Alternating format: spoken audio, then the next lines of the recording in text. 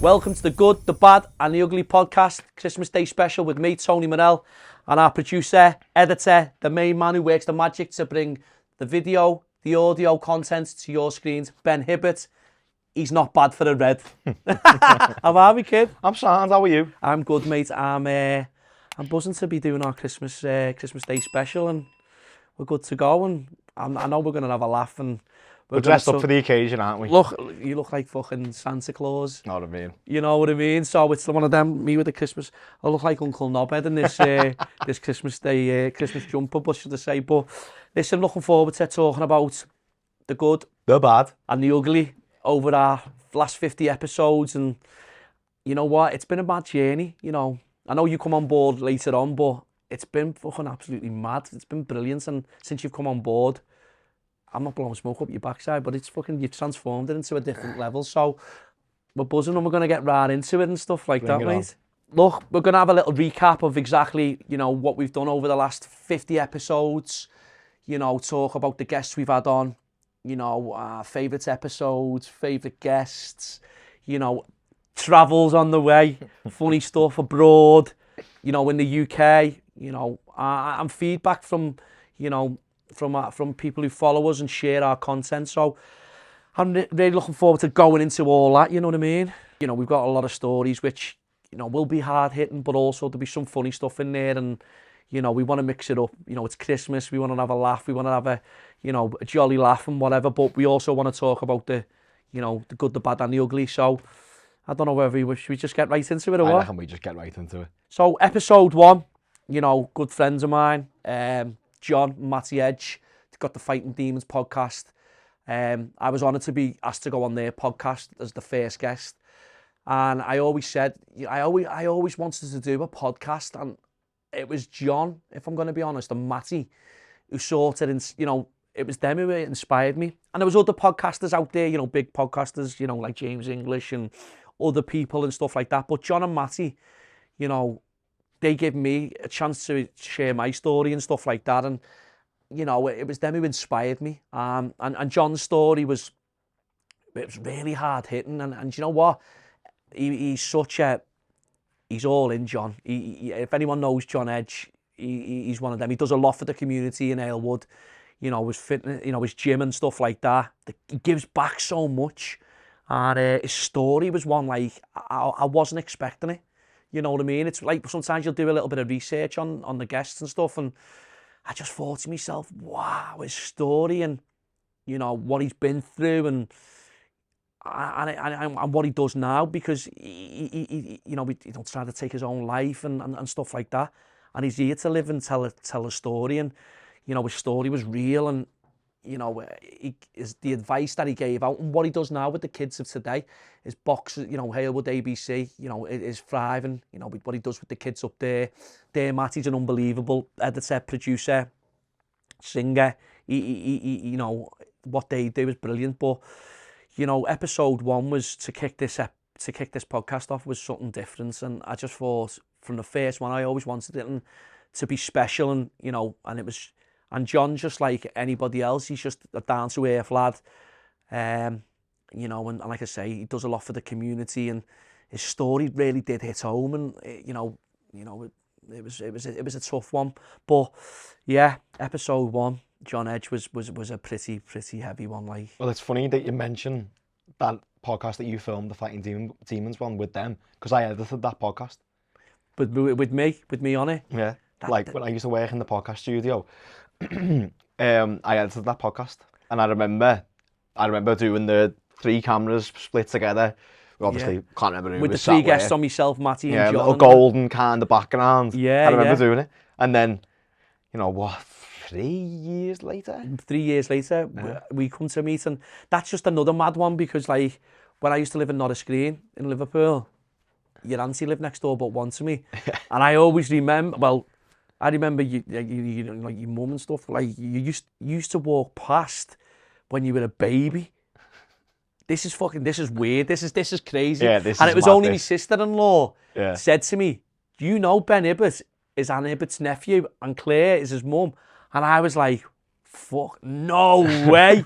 So this kid I'm sorry, but this little ginger kid who used to walk past us just bounced past when he was like 6 or 5 or 6. And then now, you're fucking producing our podcast. It's just weird how the world bring people together. Like when I remember sitting there and you just get a message comes through and it's like... And it's just mad how it came together, and it was just, you know, and we will talk about when we get to that episode, but the highlight of an episode where someone brought us together or give me your contact details, you know what I mean? But it was just mad how that come about. But from not a screen to Benidorm. That was just and we'll get on to that because that's a crackers one as well. But yeah, episode 2, a good friend of mine, Keelan Densmore, absolutely unbelievable story. And this one was a really heavy one. We had a teacher reach out, teachers from Liverpool and stuff reach out, because the scale of what he spoke about was like, you know, his addiction, where he was like, you know, ketamine and stuff, which is a big, you know, a major drug now and stuff. But the podcast itself, where he relayed loads of, you know, about certain things in his life and the way he was in life, and he wasn't a nice person to the people around him, but he turned his life around and what he'd done, and then with teachers reaching out to him and all that, and he was sending me the messages. That for me was why we started the podcast. You know, it was just another episode which I thought was unbelievable. So that's one of me ones where it took a lot of things from. Even that was just from the second episode, you know, and Keelan, he's smashing it now, and I see him pretty, you know, quite a lot of Jack Powers fights and stuff like that because he's good mates with Jack. But that was one that I really enjoyed. Episode 3 was Sam Samworth, you know, prison officer from Strange Ways. You know, he come on and he spoke so openly about the jails and how they are today, you know, and when he was there and the carry on. He was so in depth. You know, he's wrote a couple of books, and he was just so down to earth. He was another cracker. You know, Derry Matthews, episode 4. You know, another friend who does a lot in the community. He's absolutely, you know, does so much for like the kids and stuff in Liverpool, and you know what he does with his gym. It's thriving, and it was the first ever podcast he's ever done. So was it? Yeah. Yeah. It was, so for him to do that for me, mad. You know, we'd had loads of offers to do with the podcast, and he chose to come on ours. He was our 4th guest. So for me, Derry Matthews he didn't have to do that. You know what I mean? And we had a lot of banter, and he spoke about in depth about the carry on with the coaches and people, and it was great, and what he achieved in boxing. You know, he doesn't get the recognition I do think he deserves, and he's a fucking great lad. He's like you, he's a fucking red as well, you know what I mean? But he's we're all right. Yeah, we're all right. He's all right. Like, yeah. But some of us don't go on Twitter. No. That's where the weirdos are. Mate, honestly, type in hashtag LFC family and you'll have a wild time. I've got them all muted, so it's crackers, mate. That X isn't Twitter or whatever it is, it's bonkers, and you always get fucking mad carry on there, don't you? Do you know what I mean? Luckily, I've like, if you don't know, you can mute words on Twitter.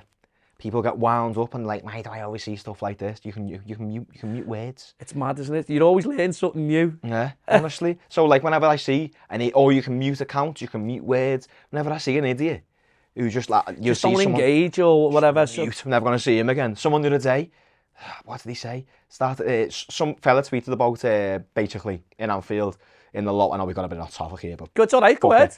In the lower Anfield Road end, it's a corporate section. So just before half time, just after half time, and just before half time, everyone gets off, goes for the prawn sandwich and all that. Do you know what I mean? Gets the little Carlsberg for £2, well, probably free, and some fella tweeted it and was like, because we scored in like the 46th minute, was like, how many people have missed this goal because they've been having, you know, a croissant or something, do you know what I mean? And which is ironic because they missed the croissant at Gakpo's head. But I just seen a reply to it and I was just like, how have you got through? I thought I muted all the idiots, and I was like, people just get wound up by anything online. And like, you know, when they're just kids most of the time. Yeah, especially the ones that run them footy Twitter accounts. I've seen, that's what it's about. That's what it's like now, isn't it? You know what I mean? But you learn something new every day. I don't know you could mute, like, but it's one of them. But no one knows. No one knows, but you learn something new. But getting back to our episodes, episode 5, Kira Weathers from the X Factor. Lovely, you know, worked with Kira a couple of times. She's done events for us. She come on and she spoke about like being in the limelight. Just a normal girl off a council estate. Really nice, down to earth girl. Fellas, Sam, Liam as well. Come on.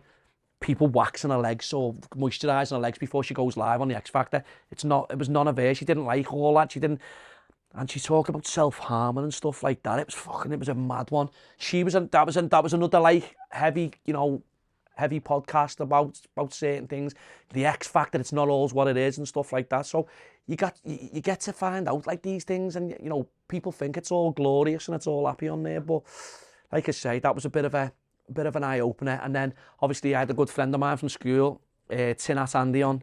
He was speaking about like the work. Tin Hat Andy. What a name, man. What a name. But he's doing all kinds on TikTok and all that now. Yeah. You can go and follow him and see him what he's doing. And his thing about like agencies and, workers' rights and stuff like that. Mad, absolutely madness. And I get what he's doing, and I appreciate what he does, but I'm not too clued up on it all. But there's a lot of people that follow him and go and give him a follow. Also, Michael Bennett, he was another one we had. He was superb, from prison to stock market, turned his life around, in and out of jail, from Walton. Was he? Yeah, from Walton, yeah. But not far from yours, actually. Really, yeah? Yeah, just not far from yours. See you around, fella. Went to jail, 2 big jail sentences. I think the second one sort of made him, I can't carry on doing what I'm doing. And he started, getting involved with the stock market. He's wrote a book, From like Prison to Stock Market. It's an interesting read. It's out there as well on Amazon, so go out and buy it. You know what I mean? And it's interesting. That's another eye opener. Number 8 was probably one of our heaviest ones. Child Elusive, Child Protection Unit, Andy Woodward and Sean, catching these people who speak to children online, grooming. And the fucking, honest to God, that was probably one of the heaviest episodes we've done. And in regards to how deep they went, and they couldn't really disclose a lot of stuff. We've seen these fucking things online where you see people going to meet underage kids and stuff like that. It's mad. It's fucking scary. And they give an insight of what platforms are the most, where they have people going on. They were saying like Snapchat's one of the ones, and the police can't deal with it. And Child Elusive, Child Protection Unit have 100% charge rate. Do they, yeah? Yeah, that's how fucking good they Fair are. play. And Is that the same Andy Woodward that we had Andy on? Woodward, who we had on an episode Yeah. 32. And, we'll get to Andy's fucking story as well. But it's sickening what, like, the chats and that, what they were saying, you know what I mean? And that was probably one of the heaviest ones. The freaks, aren't they? Like, why would you think it's right to go and speak to kids online? And then when they get caught, it's like, I didn't know they were under it. You fucking did, you know what I mean? But like I say, that podcast was a pretty heavy one, do you know what I mean? GoPro Bry, another local lad. He, set up at the group Thrive, men's mental health. Now he has a women's group and all that, doing really good stuff. And also, in the community, he sets up a hub, and it's doing really well, and it's great to see, do you know what I mean? So he's going to fly to episode number 10. Another copite, another red. Rob O'Brien, he's a mate of mine. is right. Rob's story was a fucking mad eye-opener. He had a gambling addiction. Fucking £205,000 he blew. And his story was mad, at the age of 30, he was... fucking don't really want to drape you in the glory that you've got, like, but he was important, he's bringing Champions League. This one? Yeah. This one? Yeah. He was bringing Champions League trophies in when Liverpool won the Champions League in 2005, and that's how he made, and he just blew the lot by gambling. It was like the addiction had got hold of him. It was scary, do you know what I mean? And it was like, his story was a proper, like, tough one, and I think, I'm not just saying that because he's a friend, but that was a mad one, mate.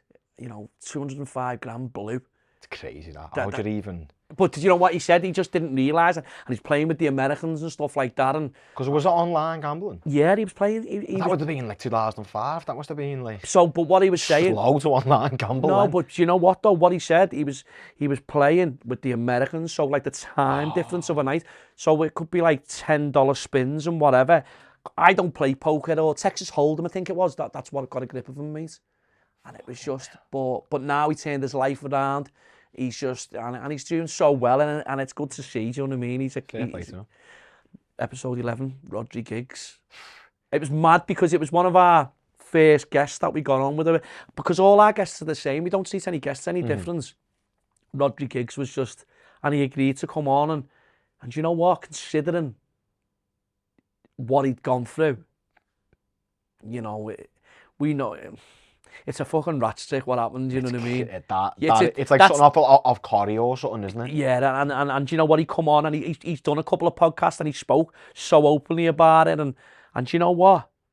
He's a lovely fella, you know. Yeah, and so, now and again I'll get a little WhatsApp, you know what I mean? Yeah, right. And that's nice, you know what I mean? And his story was a heavy one, and I know he spoke on other podcasts and, you know, going through it again, but like he said on the podcast, it's not him who's got to live with it. You know, it's the people who don't. But it was one of them, mate. You know what I mean? No comment on Man United players. I'll get the podcast cancelled. No, we'll leave it. We'll leave it at that. But yeah, episode 12. Vicky Scott, local DJ from Liverpool. Vicky's was a hard hitting one as well.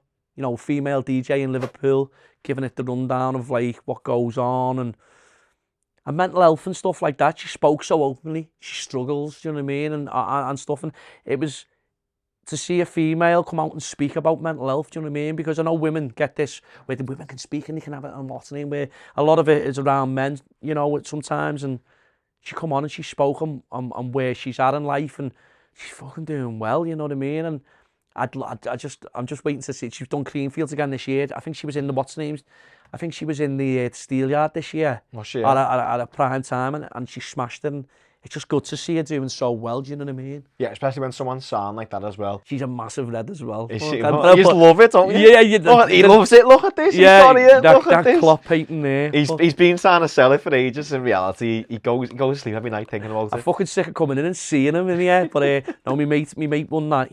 Mike Ellis. He's been in the Middle East and he's home on Friday. So thank God that's fucking going out of here. Thank God that's gone, because I'm sick of obviously, before he went and all that, I was sick of seeing his face. Bless him, honestly. What a man. But yeah, episode 14, Ian Leavis. His was a mad story. You know, his miscarriage of justice, whether, you know, people agree or not. His wife's in jail for corporate manslaughter. She's serving a 13-year jail sentence, if I remember. Unfortunately, two gentlemen lost their lives on their work site. And Ian's fighting for justice for his wife. You know, I see him posting on many social media platforms, and he's a really nice fella, you know, and, you know, it's just, like I say, he come on and he shared the story. And I couldn't imagine, you know, my wife being away in jail, and, you know, and it's just this is why the podcast, it's a different variety of guests we have on. Do you know what I mean? So it's just certain things that we have people on, and I give their story, and Ian's was a very, very hard hitting one, and he's still fighting for justice today. Do you know what I mean? Episode 16, we had Brad Robinson on. You know, again, suffered with addiction, drink, drugs, and his story was an eye-opener. I even had him here watching the Everton Man United game. We watched it together before we done the podcast. And it was when Garnacho scored that overhead kick. Yeah, oh, mate, I sat here. Even I celebrated that one. Mate, he come with his friend Emma. Why weren't you there? Because you were doing the podcast. I was doing the podcast, yeah, and it was like we had it booked. Was it on Monday night? No, it was a Sunday afternoon. Yeah. And I fancied us as well against United. I thought we'll do them here. Dead early on that as well. And he scored after about a minute, that overhead kick, and I just went, switch the fucking telly off. I think they done us 3-0 that day, but nice lad, Brad. You know, he sets up a what's name group, mental health group, you know, helping people in his community in Farnworth or Falsworth, up in Oldham. I think it's them ways. And I still spoke to him like last week, do you know what I mean? Obviously, Jail Tales number 14. Everyone's seen Jail Tales on all social media platforms. And his story was a lot different because he'd been in jail and the charges he'd been in for and stuff. And this episode actually made it into the Daily Mail last Christmas. Did it, yeah? Yeah, but someone messaged me, sent me the link, and the podcast was on there and stuff. And a lot of people don't like the way he does what he does. I like Jamie. He's a great lad. He's honest. He's fucking real as they come. And a few people I spoke to said he is what he is. And he's a pretty handy lad as well, by the way. But a lot of people say, he's going and putting phones in people's faces and all that. And, is that him? Yeah, the one that goes, how long have you been in for? Yeah. I so know he what you goes mean. and approaches people who were released from jail, or they come out of court or whatever. And his story was a mad one. Good footballer. And unfortunately, you know, his football career was... because he got involved in something and he went to jail. He was in and out of jail. I think he was in jail for about fucking 12, 14 Christmases, I think. You know, from the age of like certain age to like 30. But his story's a mad one, and I still speak to him today. I always get a little message off him, and it's great that he's doing so well. And you know, a lot of people don't like what he does, but he does what he does, and does well. Whether you either like it or you don't. And like I say, mate, he's a great lad. Finally, I can talk about someone from Everton or something to do with Everton. Ex-Everton striker Michael Branch. What a fella, mate. I speak to Michael pretty much all the time, you know, little messages and stuff like that. His story was mad, playing for Everton, boyhood club. And then unfortunately, you know, went to jail for drugs and stuff like that. And his story was a hard-hitting one. And now I see him all the time on social media. He sets up a group, Social Striders, you know, like a running group and stuff. And it's great to see him doing so well, you know what I mean? It's one of those where you like to see. I like to see everyone do well, but Michael Branch is one of them where he's a great lad, and it's great to see that he's turned, you know, he's come out when he came out of jail, and he turned his life around and stuff, and it was just one of those. And then going from, like I say, Derek Rowe, you know, Mr. Rowe, lad, what a fella. He's a belter, isn't he? He's great. We went to Malta. I've never been to Malta before. So how long of a flight was that? It was only a couple of hours, 2.5 hours, I think it was. Yeah, I think it was. In my head, it's miles away. Yeah, no, it's lovely, and it's so. It is miles away, but you know. It's like you say, we went, and it was lovely. The weather was lovely there. It was hot. When was it? Like Christmas time. This time was last it? Yeah. year. Went, done the podcast with him in his apartment. It's like fucking beautiful, and his story was like now and what he does. He's a cocaine coach that helps people with, you know, and not just cocaine, but you know, other things and mental health in general. And I filmed one of his workshop events at the Hilton in Liverpool, wasn't it? Yeah, and what he does is basically getting people with drug addictions and just not gets them in, but people pay for his coaching programs, don't they? Yeah, basically? yeah. And what he does, like some of the stuff that he was saying to people, you could tell like it was hitting home. Do you know what I mean? When I was like filming what he does, wasn't just a story, and you like even you just obviously bits of the videos I couldn't put in because it was people telling like proper personal stories. Do you know what I mean? So I couldn't use them in the content. But like some of the stuff people were saying, I was like, it's an eye opener though, Ben. Do you know what I mean? It was heavy. Do you know what I mean? I got one of your mates, Paul. Shout out Paul Nelson. Got Paul involved, and we filmed it. And it was after it, we were like, it's mind blowing. Yeah, you just don't realise. Obviously, you know, cocaine's a problem. I mean, just at any age really. I'd say from about 16 up. Pretty much the way kids are going nowadays. Yeah. Till I mean, I've been in boozers and seen 70-year-old fellas in the bogs having stripes, you know what I mean? Yeah. So I don't think there's any age range for it. But some of the stories people were saying and the way he handled it, you can tell he's mad been how there, can't you? It's mad how it takes over people's lives and stuff like that. But then when you're saying, you're filming that content and stuff, and you're hearing people's stories. It's like when we have people on the podcast and they tell us that their stories.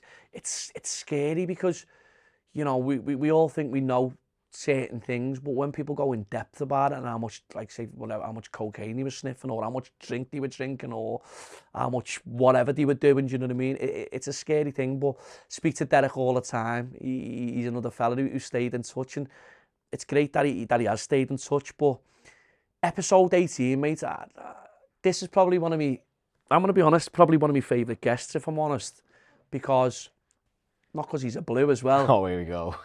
But his story was mad, Steve Fortune. And we've become really good mates.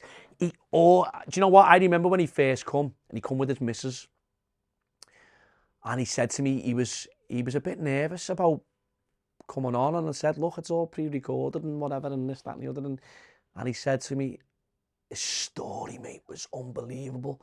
He went in the art. He was up, you know, he's from Ayton. He in Liverpool, and two dogs, lad. But his story was unbelievable. You know, he said he could do something good. He got into the army. He got all these he got a recommendation. He was fucking. He saved someone's life. He got a recommendation for shooting. He saved someone's life because obviously where he was based, I think it was out in the Middle East or something. And a story, and he spoke about it. He was just an angry man. He lost everything, mate. He lost his house. He was drinking. He was taking drugs. And now what he does with his brand, Be Dedicated, and he helps other people to never give up. He put loads of weight on, and he was depressed and all that. And the pictures that he had, you know, when showed us, oh mate, and his story was so good. And he's probably one of my favourite. Like, he's one of my favourites from the podcast. You know what I mean? And because he's a blue as well, like, because you've had I think you're about 4-1 up with the Reds already. 100%. 4-1 up, I think, but I'm sure we'll get it back, like, but... we can all see. Probably just get called off again, won't it? Yeah, probably like the derby last week, like, fucking hell. Mad, mate. 8 o'clock in the morning, but I think the weather was bad, like... I was made up, me. I think our players were good. I mean, we ended up drawing the next game with 10 men. You've been flying this season. Fucking hell, Everton have been like, oh, but... No, but the game before we played Newcastle away, conceded 3 goals to Newcastle, conceded last minute. You had no What was he doing, Keller, there, lad? I was there as well, so because it's, you know, you've been in Newcastle, I'm in about... Them steps to get up to Newcastle. I'm basically on the plane. You know, honestly, them steps are bad, right? But if anyone's been in the upper Annie Road end, the new upper Annie Road end, it's worse.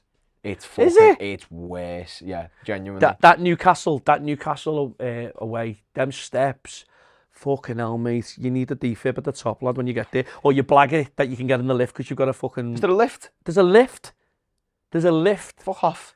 I was fuming going, what about people in wheelchairs? I'm certain that Olivia said to me before that she's fucking said that she's been pregnant or something and they've let her get in the lift or something. Fucking has, mate, blagged it. I'm like, what the fuck? But, I might just... But yeah, like I say, mate, you know, it was one of them with the derby.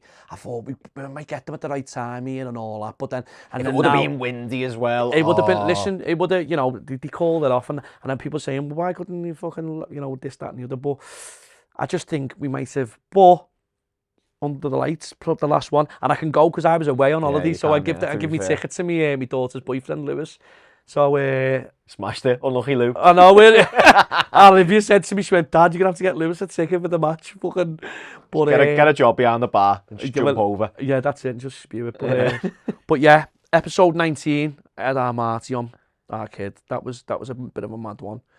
And he opened up on it. You know, a lot of people didn't know our Marty's story and stuff like that. And it was, you know, drink, drugs, and stuff that he got up to that I didn't even know, and that's the God's honest truth. And remember you telling me that? I remember being on here and he told me stuff that I didn't know, and I wanted to stop the podcast and I wanted to like fucking know what, you know, what he went into and delved into and what he got up to, what it had done to our family. You know, I genuinely didn't know that what he was up to. He was fucking up to graft. And I was thinking, what you're doing is fucking destroyed our family. And he opened up and just said that, you know, we had to provide and whatever, and which, you know, I know there's some lengths you go to, but it was a bit of a hard one, that. It really was, but... Was it even, like, regardless of, like, was it weird, like, interviewing someone that you know so well? No, it seemed easier because we could laugh and we knew we could go to we could say anything, and there was some funny stuff on there. And remember, I didn't mention it on the... And I'm going to mention it, right, years ago when we were kids, I'm 6 years older than them. So when I started going out, I must have been about 17, 18 or something. And I remember going somewhere. It was Christmas Eve. And I couldn't get in the house. And I climbed in through the bathroom window, pissed. And I could smell the turkey cooking, yeah. No. So seriously, lad, listen to this. Wait till you hear this. So anyway, I've got in and I could smell the turkey. I've gone in, blitz la. I've got like the turkey out of the oven. Like obviously got with like fucking tea towels or something. Like I've got it out. I haven't got out my bare hand. And you just go like that, don't you? You go like you peel the skin and your mouth just starts watering. So anyway, I've got it on a plate, right? And I've gone in the living room, blitzed and that la, and I'm watching the telly and I just like eating this turkey and I've like fell asleep in the morning. They've all got up for Christmas Day, lad. Right? I've got fucking turkey grease all over me and half-eaten turkey. You fucking ruined Christmas and all. It wasn't me. It wasn't me. I had grease all over me and I was like, fuck. And I went and had about 4 Christmas dinners that day with all my mates. I swear to God, that's a true story. But yeah, like I say. That's class, that. But then, and then into the new year, this year, we start January, darts legend Bobby George. Oh, mate, what a fella. Him and his wife, Marie, the hospitality they showed us was unbelievable. In Colchester ways they lived, and we went there, and His house is shaped like a dart when you like from the sky or whatever. It's shaped like a dart flight. Is it actually? He's got lakes on his land and all that where people go and fish. Went in. He had a massive full-size pool, snooker table in his house. He was, you know, he had a massive bar. As soon as I walked in, would you like a drink? You know, would you want a lager or whatever and stuff? And the hospitality was so, honestly, his wife Marie was lovely. And he, you know what, he was so genuine, down to earth as well, you know what I mean? He was such a lovely fella. And then while we were down there, probably another guest who I enjoyed, and probably one of my other favourite guests was prison governor Vanessa Frake. Honest to God, she was such a, you wouldn't think she was a prison governor. Really? She was just so like, she invited us into her home and that. And where was the prison that she was in? Was it a big one? She was in. Do you know where she was in? She was actually in. Was it where? Oh, I can't even. Off the top of my fucking head, you've cracked me on that one. But you know what? Like the dealing she had with like Myra Inley, it was only a brief encounter with her. Like she was telling, like she let Myra Inley make her a cup of tea. But you know when you think of that, she said, I didn't know who it was. She was just some scraggy fucking. It's weird. It's a mad one.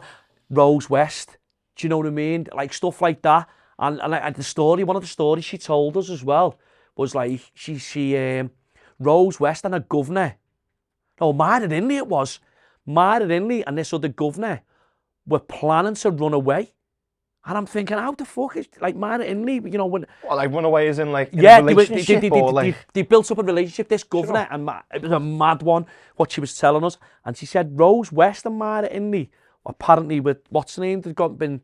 How the fuck the two high profile, what's her name, women, murderers, child killers, basically, you know what I mean? Yeah.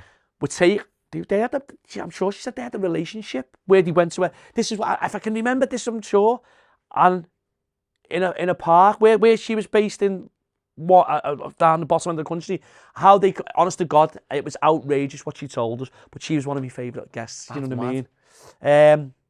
John Wedger, ex-Scotland Yard, was really interesting. He whistle blew. You know, he'd had enough of the police force and what was going on. And I think corruption and stuff like that. Children being fucking abused and being brushed under the carpet and stuff like that. They made his life hell. Do you know what I mean? And what a fella. Do you know when you see him, you think he's just a small fella? Do you know when you shake someone's hand? Yeah. And he squash your fucking hand. I was like, well, mate, I always think, all right, mate. So when someone does that, I'm like... But you know what? He was like... You all right, mate. But he was only good. Filming a video for you. Yeah. Like, calm down. He was, you know, and he was so... He nearly lost everything. The police, the Met, I think it was, said, like, they stopped his wages. He nearly lost his house through, like, the mortgage repayments and all that. He had 3 sons to bring up. One of them was in a fucking... Didn't think his son was going to pull through. I think there's a son playing rugby or was he in a car crash or something. And he gone to say goodbye. It was fucking mad. The story's mad. But that was episode 21. Episode 22. Also another unbelievable episode was episode 23, Paul Connolly, Big Boys Don't Cry. That was like one of the most... And it was weird because I watched Big Boys Don't Cry on the plane going to Malta to see to the Derek Row. Did you? My missus was asleep and I watched it and I fucking cried, mate. Because if you've not seen the film Big Boys Don't Cry, it's on Netflix. It's about St. Leonard's kids' home. It's a fucking horrific story, mate. You know, and Paul Connolly, Jacko, it was his nickname, spoke out after 6 of his friends on the dormitory. Out of 8 friends, they all killed themselves. And they all killed themselves because they were abused and they were crying out for help and whatever. And it was just it's on Netflix. It's an unbelievable film and it's very hard hitting, do you know what I mean? Episode 24, Lee Marvin Hitchman, born in prison. You know, his story was a hard hitting one again. You know, his book. Born in prison? Born in prison, yeah. He was born in prison. And his story was, and you know, being adopted and all that, and the story and the life he led, it was hard. And he's a great fella, you know what I mean. And his story was absolutely unreal. Speaking about like the drug abuse, he was addicted to crack. He loved it. He said, Tony, I loved it. I just loved the buzz. And it's like his Mrs. Kira, who we had on a later podcast, their story was an unbelievable one when we get to that. And he was just saying, Tony, I just used to say, I can't get off it. I can't get off it. Do you know what I mean? You know, and that was another hard-hitting one. Then how we came to meet, good friend Daniel P. Lewis, you know, actor, producer, director. You know, we had him on and his story was a hard-hitting one. You know, the film Our Kid, Yeah, I worked on Our Kid. You know, and it was, that's a brilliant August film. 22. Yeah, it's a dead hard-hitting film. Dan's a belter. I've knew Dan since, Dan was one of the first things I filmed with. Yeah. I met Dan in 2019. 2019? Yeah, 2019. I got asked to film an event he was doing to actually raise funds for Our Kid. But Our Kid was called Thomas then, because his character's called Thomas. And that's the character he played, you know. It's amazing. How he played that part, that is unbelievable, mate. It's mad as well, because sometimes you talk to him, and then he go into character. But that's based on that's not based on his own cousin or nephew. Yeah, his cousin. You know, and it hits home. You can tell it's like cerebral real palsy, stories. was it? I think it was, yeah. And it just hits home, and that's what I'm saying. He was so, and he spoke about the adversities he's had in life, drink, drugs, and certain things going on in his life. You know, his story was very hard hitting, and I could relate to some of the stuff in it. You know what I mean? And then it brought us together after that podcast. I think it was Paul. Is it Paul? Colin. Colin was sat here while, you know what I mean, and it was Colin and Daniel who passed me your number. Yeah, I remember Colin getting in touch and being like, this fella, and like I said before, I've done so many podcasts over the years, like produced podcasts, worked at a podcast studio, produced other podcasts as well. Yeah. And I was like, I don't know whether I'm be asked doing a podcast. Usually people do them for 6 episodes, can't be asked anymore, swerve them off.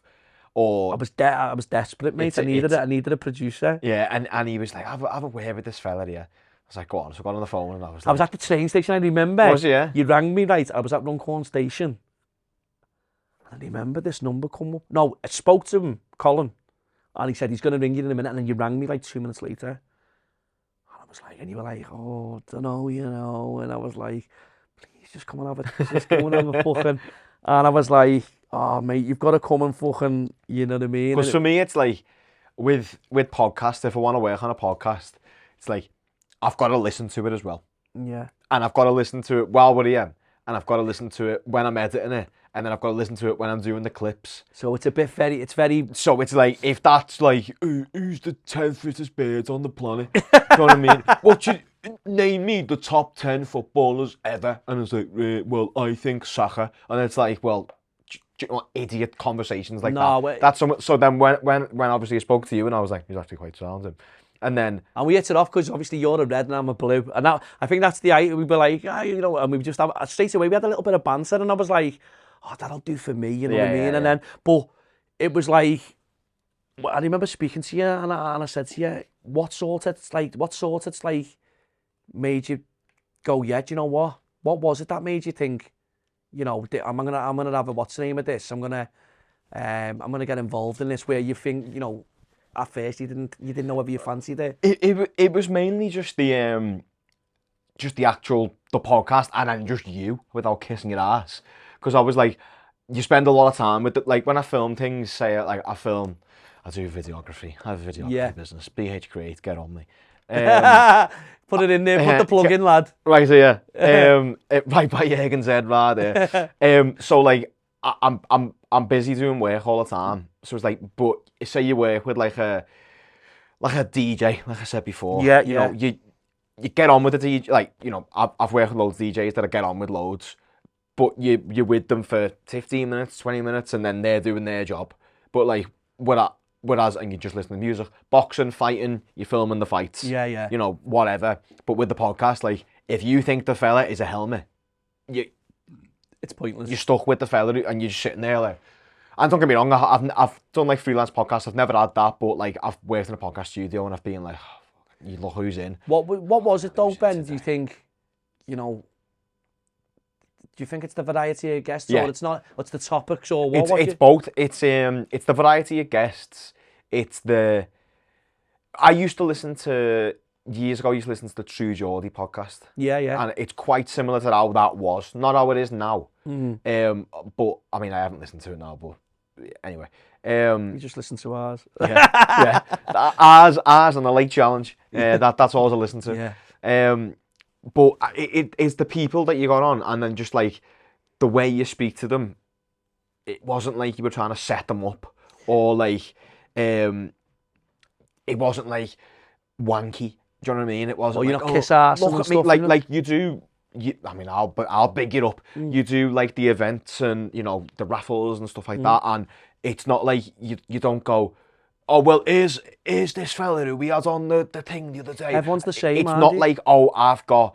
I've paid $5,000 to get this celebrity on my podcast. Oh, I've paid whatever to get this fella on. Oh, look at this TikTok star that I've got on. You just like, oh, I've got this fella on because he's got an interesting story, or this woman because she's got an interesting story. And it's like I listened to them, and I was like, I listened to a few of them, skimmed through a few of them as well, and I was like, oh, one, I could make this look better. Yeah. And two, this fella actually, especially speaking to you on the phone, I was like, oh, this fella seems sound. I'll have a bit of this, because you've got like, it's not just time, like there's times where we're like traveling or we're on flights, or you know what I mean, and it's like if you're with someone, not even just a helmet, if you're with someone who's just a bit boring, do you know what I mean? Someone who's just a bit like to themselves. We're on the phone, like you said, having banter over the footy. Straight away, like, we didn't even know each other from Adam or Eve. You know what I mean? Literally, and I was like, I'll have a bit of this. So, but that was brilliant, and you know what though? It's like you say, we sort of, we have it, we hit it off, and we're nearly at that point where, when you did come on board, you know what I mean, and it was mad, when you did come on board. But like episode 26, we had Lee Marvin Hitchman's missus on, Keira Redmond, and she survived a serial rapist. Do you know what I mean? And it was like, wow, and her story was horrific. Only for like. And for her to relive it and come on the podcast and tell us, it's one of those where you think, wow, this is a bit hard hitting, do you know what I mean? And she's such a lovely, lovely girl, do you know what I mean? And then she's got a beautiful son with Lee, and it was one of them, and it was fucking like, wow. It's just a mad guest. It's just mad stories that we have, and like you say, we have a different variety. There's no same type of thing that we try and mix it up a little bit. But Keira's story, was one very hard hitting again. Do you know what I mean? That's what I mean. Going back to what you said before as well about getting involved, it was the variety as well that helps. Like, I think that's what you like as a viewer, and as like I am basically a viewer when I'm here. But like doing that, it's like it's not just like you do a lot of podcasts is like, I've got this ex-criminal on, I've got this ex-criminal on, I've got this ex-criminal on. I've got this other ex-criminal on. I've got this fella on that's also done every podcast ever.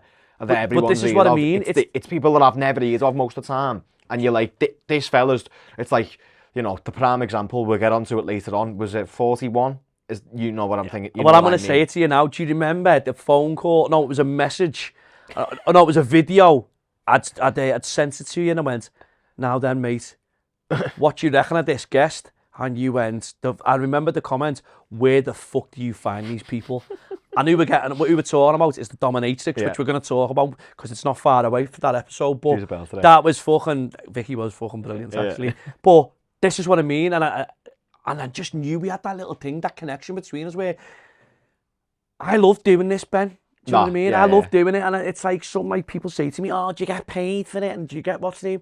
And it's not about that. It'd be great if we did, but I love doing, and we've got that connection where, and guests feel comfortable coming on. Like the amount of guests that say to us, felt comfortable there, you know what I mean? And I felt, and we're not about fucking stitching people up where you edit a clip and you put just that clip out, you know what I mean? And a lot of people do that to clickbait. Listen, we're just a little podcast growing, and that's what I want us to do. I want us to keep growing, and we're not trying to outdo anyone. We just try and do our own little thing. We stay in our lane. Don't get involved in other people's stuff. It is just a conversation, not just like a conversation and a boozer, but like it's just like a conversation that you just have in your mates watching the telly. Do you know what I mean? Or just sitting around, or it's just obviously, you know, it goes and you ask questions and you do your research. The fella doesn't just turn up, or the woman doesn't just turn up and you go like, tell us what your life done. There's more. There's a lot more you do your to research. it, You know what I mean? A lot of people don't. Yeah, a lot of people see it as if it's like a piece of piss, and it's not. No. Do you know what I mean? But like going back to like the episodes we've done and that, I think you're nearly on board now. We're nearly there. But what number are we on here? We're on number 28. Oh, Mandy Jameson and Jane White. Their 2 sons were tragically murdered. Knife crime again. Another hard-hitting one. Mothers Against Knife Crime. Up and down the country, we're seeing it. Knife crimes and it's out of control. It's just, it's sad. And I know Jane personally. Do you know what I mean? And I met Mandy, and she's fucking a lovely woman. And do you know what? A lot of people, I did see comments in the section and stuff where, this one and that, and people do say things. And look, I'm not saying their comments that we would overlook, but I just think sometimes, people say you don't know the full story. 2 fucking lads have died, and you know what I mean, and they had their whole lives ahead of them, and it's very sad. Yeah. It's a very sad set of circumstances, and it's fight against knife crime at the moment in the UK I think they're just pissing in the wind. It's unfortunate. It's the times now, Ben, where you worry. I worry about my daughter when she goes out, or my lad. He doesn't really go out. You know what I mean? Because he's got 2 young daughters, and he works and he all the time, and he doesn't. It's not. Well, I worry about my sister's 16. And look, it's one of those, and it's unfortunate. It's sad. There's and they're fighting a losing battle. It is hard, and hopefully something can be done rather sooner than later. Do you know what I mean? I know. I think it's easier said than done with the with the metal detectors and stuff like that in the nightclubs, but that must be an expense to. Of course, it is. Ideally, every single one of them. The government should, throw more at it. You know what I mean? Instead of certain other things which we won't get into. You know what I mean? But yeah. Also, episode 29, Ibi Aslam, business mentor from Manchester. He was dead interesting. Very, something different. In what he does, and brings businesses to, and he helps businesses thrive and stuff. He was a very interesting individual, and if he does a lot online and he's a mentor and stuff like that. But then again, it's just like that different variety of guests that we had on. Do you know what I mean? So he was all right. He was a good guest. You can always learn like a little. Obviously, we'll get on to like someone that we had on the other week about Egypt. But like you always just learn like little. Obviously, I haven't listened to that Ibi Aslam one, but I feel like pretty much everyone that because you're trying to get onto it as well. Like you're being like, what? Like sell me on what you're doing. Otherwise, why is that? You know what I mean? How does it make money or whatever and stuff and whatever it is? And you'll always get, it's interesting because when we have guests on, it's interesting like the stuff that they tell you, their life or whatever, or what they do, and you think, wow, I didn't even know that. Yeah. You know what I mean? But episode 30, Paul Simmons went down to Swindon. Madness to mentor, 20 years behind the door. And I'm going to have you on this one. And I reckon I should be drawing now because it was the night after the derby when we beat us 2-0 at Goodison. When your voice went. Yeah, and I fucking never got into 3:30 and we were on the road at 5:30. Was you, yeah? I never got into 3:30. I was in the hot walk. It was bouncing in there, we were buzzing. It was one, and I had no voice left. And we went and recorded it. First one since 2011 was that? Yeah, the first Goodison one since 2011. It probably was, yeah. But first derby in front of fans since 2011. Yeah, 2010-11 was it? But we enjoyed the night. Was the manager. We enjoyed the night. Yeah. It was a good night. Got to get me digs in. You've got to. But I reckon that's 4-4 now. But anyway, I think that one when we went to Swindon, I had no throat. I sounded like Sean Dyche, to be honest. And Paul's story again, addicted to drugs, on the rampage, fucking out of control, in jail for I think it was 18 years, just in and out of jail, and now he is an advocate. He's on the telly. You see him with Judge Rinder. He's a good friend with Judge Rinder. Is he? Yeah. He's done stuff with Channel 4. You'd always see him on huge, TV shows. Paul, Addictator Mentor. He's on TikTok. He's on all social media platforms. His was a very interesting story. And then from Paul, we just went to the town not far away in Cheltenham. Christopher Spry. That was heavy. That was a heavy one. That was like Jehovah's Witness, his stepmother was an evil individual who was a Jehovah's Witness him and his sisters and stuff like that, and the abuse that they went through was absolutely horrific. Being physically and mentally, and the story was just, and you know what, such a lovely fella, considering what he was put through. Do you know what I mean? He came across, obviously I edited that episode. You edited that. This is where you come on board after this. The funniest bit about that is I remember there's a bit on the episode with Christopher Spry, and I think it was when I was editing the clips together, and he goes to he was like, "What's up with your voice?" And then I don't think he was like a massive football fan. So you've been like, "Oh yeah, I was buzzing." Yeah, you were like, "Well, the derby was yesterday. We beat Liverpool," and he was like, "Oh yeah." And it's like, if someone doesn't understand how much an Evertonian hates Liverpool, like that's just so weird that like because your voice was like that, wasn't it, when you were talking? But I remember editing that together, and I was like, "Whoa, yeah, it was a heavy one, that, like say, and he's a lovely fella, Christopher, considering what he's been through." Then there we go. You were on board. You come to fucking. Here he is, the genie of the lamp. Here he is.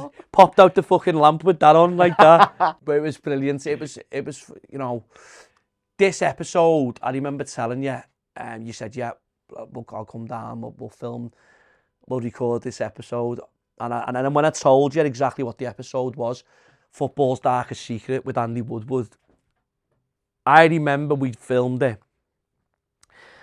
And Andy went and all that, and his story was fucking horrific, mate. Obviously, people who haven't seen the episode, he whistle blew, and Barry Bennell, who was a sick individual, football coach at Crewe, Man City and stuff like that, abused the young boys, and Andy got the courage to speak out, and then others followed, which by someone speaking out, it gives other people the courage to do that. But Andy, as an individual, and you know what, funny enough, we became really good friends, really good friends. And that episode, when Andy left, I remember what was your reaction like? Do you remember? I remember just being like, fucking hell, some first episode to jump into that.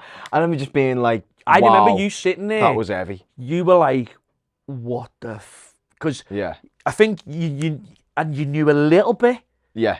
But then when it's one thing reading something and watching a few but when you hear it from that individual, when he's there, he was sat here, and for him to to go through it all again, and he got emotional and everything, didn't he? He did get emotional. I think me and you were a bit like I think I teared up a little bit, because you know what I mean, and he spoke so openly, and you know what a gentleman, and what he's doing today. Going on from Andy's, this is.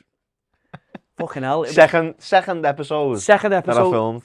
Yeah, go ahead. Second episode that I remember, our fans out, you want to say our fans out? Remember. So I remember I was on a little city break in the city of Amsterdam, and famous for its beers. And I remember being on the balcony breathing in the fresh Amsterdam air, and get a message from Tony. And it's not like me to not be phone, do not disturb as well. So fucking hell, you are hard to get hold of. Honestly, give me a bell and it's true, do you know what I mean? But give me a text and you might as well send a pigeon. And I remember seeing my phone and you were like, "Are you free on these dates to go to Alicante, Benidorm?" I was like, "Fuck off. There's no way he wants me to go to Benidorm with him. Send us your passport details." I was like, "Yeah, I'm free them dates. Send us your passport details." I'm chilling my birds in the hotel room, just getting dressed. I'm just chilling. What was their reaction like? I'm like, next minute, boom, the email confirmation comes through. You are like, "Tony, you are going to Alicante," and I was like, fuck, I could hear the fucking Jess Glynn song in my head and everything, and I was like, fucking no way. So I just bounced into her and went, "You know that fella whose podcast to film last week?" And she was like, "Yeah," and I was like, "Going to Benidorm next week with him to film 2 podcasts." She was like, "What?" And I was like, "Yeah." And she was like, "How much?" And I was like, "Well, all expenses paid. It's a work trip." And she was like, "No way." And I was like, as if. And it was I told you the guests as well, though. Yeah. I told you the guests, and the first guest, well, episode 30. What was it? Episode 33. 33, yeah. 33. Yeah. Mark Halsey, ex-Premier League referee. What His hospitality. We were on the early flight, do you remember? Yeah. We were on the early flight. Early beers as well in his gaff. Well, we weren't drinking on the we didn't drink No, on the we plane, didn't drink did on we? the plane. I think I kipped. Because it was the Euros final the night before. It was, and you'd been to your mates to do a barbecue, hadn't Yeah, you? and they all got bladders, and I just had 2 cans. You went, I've got to be at the airport. England, do you know what I mean? But we got picked up at the airport from his mate, do you remember? Yeah, what was his mate Oh, called? but do you remember this? He was at a... Yeah. Right, yeah. you were on it straight away. Yeah, With the shorts. He supported Liverpool. Yeah. He supported Liverpool, but he had a pair of Everton shorts on. Oh, and you went to me. You were knocking me, and I went... And his mate used to be Jimmy Martin, the kit man at Everton. So that's how we had the... Because I went, what the fuck's going on here then, mate? So we were just football talk. Like when you get in a taxi. All right, mate. Be busy, mate. Be busy, mate. You've been on for... How long you out for? You red or the blue? Do you know what I mean? It was Every single time. And then we got... It was like a fucking... Was it 45 minutes? It wasn't while. going to Benidorm. We were in Alicante. Going the other way, weren't we? Yeah, so we were like, we land here. Benidorm was there, and we were going there. So that was one of ours, weren't it? We were going that way to then have to go that way to go to Benidorm. But then, like, we got there. It's the second we landed as well, It was the second we landed. He picked us up. It was 30 degrees. It was red hot. Yeah, maybe I was calling him Graham. I was calling him Dave or something like that. He got Greg. pissed off in the end. But, Yeah, I think so. And then we got to Mark Halsey's. Fucking hell, mate. It was beautiful, wasn't it? Straight in, invited us in. We set up. Pool and all. We just wanted to jump in the pool, mate, because it was that hot. Remember how sweaty it was? It was proper. Oh, mate, we'll get to the sweaty bit in a minute. And then his missus come out with like beers and that for us, and I was like, you looked at me, and I was like, he was like, you drinking that or what? And we were like, yeah. So we must have had about fucking 3 beers before the podcast had started, and I was thinking, oh, I'm not going to be pissed on here, am I? Do you know what I mean? We barely ate as well. No, and then she made us like sandwiches. Oh God, was that the end though? Yeah, that was at the end. Yeah. After another couple of more beers, but Mark Halsey's story was brilliant. That was unbelievable the way he spoke about sending John Joe Selvey off. And you know the banter he used to have with the players, and you know with dealing with cancer and death threats. He was class, man. He was phenomenal. It's mad because you think of referees as being helmets, or you can just and there was some stuff that he wanted to say, but we couldn't allow it because. We didn't. He mentioned a few stuff to us, didn't he? Yeah, which we're not going to repeat. But and do you know what? He was so open, and his wife was lovely as well, and his daughter. They were there. The hospitality was second to none. Then Dave, our driver, whatever his fucking name was, fucking hell, took us from Alicante to Benidorm, and that was like episode. I was there. 34. 2 months before was I there? 6 weeks before, something like that. I was home. Chrissy Rock, that was just the and do you ever remember when we got there? We got out the car and all that. We couldn't find the gaff. We were like, and I was like, I was fucking sweating. I was like, my clobber was sticking to me. We had a suitcase with all the equipment in it.